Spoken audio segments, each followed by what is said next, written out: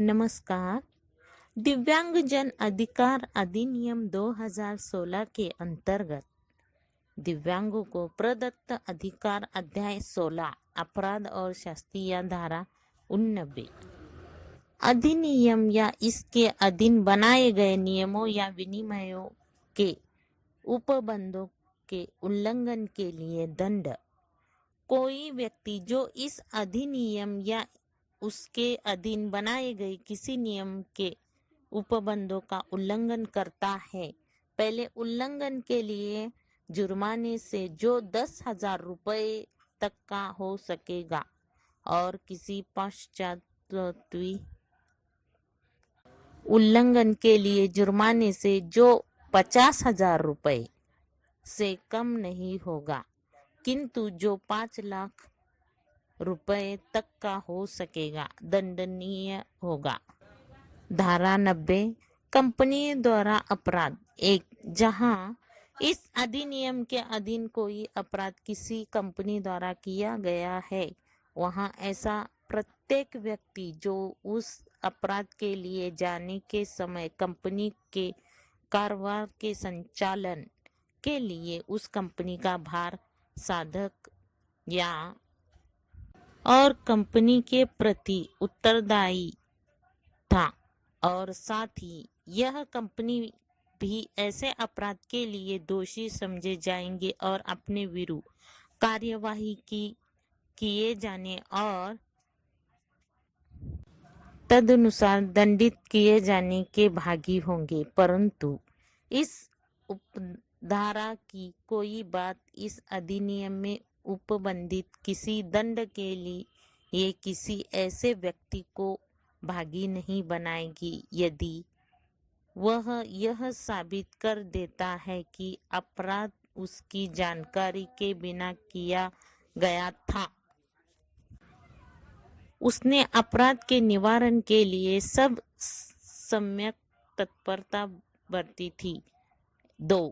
उपधारा 1 में अंतर्विष्टित किसी बात के होते हुए भी जहां इस अधिनियम के अधीन दंडनीय कोई अपराध किसी कंपनी द्वारा किया गया है और यह साबित हो जाता है कि अपराध कंपनी के किसी निर्देशक, प्रबंधक, सचिव या अन्य अधिकारी की सम्मति या मौनानुकूलता से किया गया है, या उस अपराध का किया जाना उसकी किसी अपेक्षा का कारण माना जा सकता है, वहां ऐसा निर्देश, प्रबंधक, सचिव या अन्य अधिकारी भी उस अपराध का दोषी समझा जाएगा और तदनुसार अपने विरुद्ध कार्यवाही किए जाने और दंडित किया जाने का भागी होगा। स्पष्टीकरण इस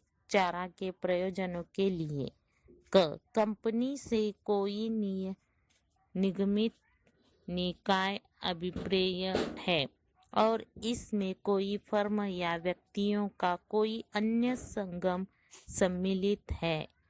फर्म के संबंध में निर्देश से उस फर्म को कोई भागीदार अभिप्रेत है।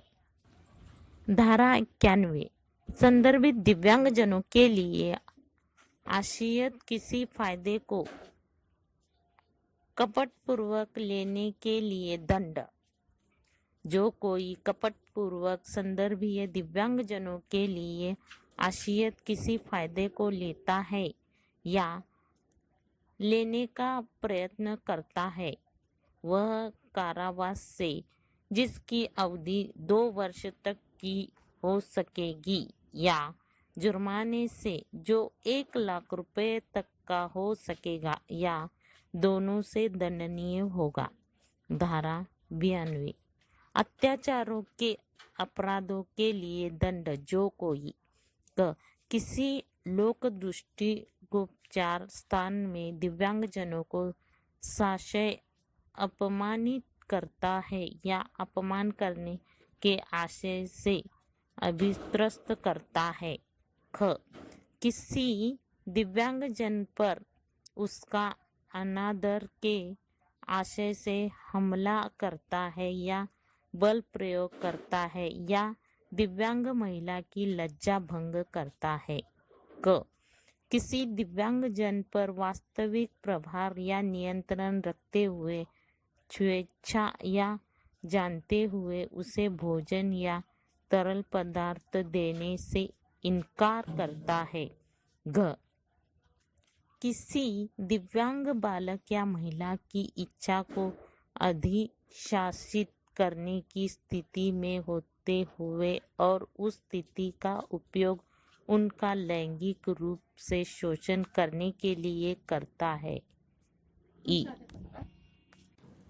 किसी दिव्यांगजनों के किसी अंग या इंद्रिय या सहायक युक्ति के उपयोग में स्वेच्छाश्रुति नुकसान पहुंचाता है या बाधा डालता है। च किसी दिव्यांग महिला पर कोई चिकित्सक प्रक्रिया करता है, उसका संचालन करता है, किए जाने के लिए यह निर्देश करता है, उससे उसकी अभिव्यक्ति के बिना गर्भावस्था की समाप्ति होती है या समाप्त होने की संभावना है, सिवाय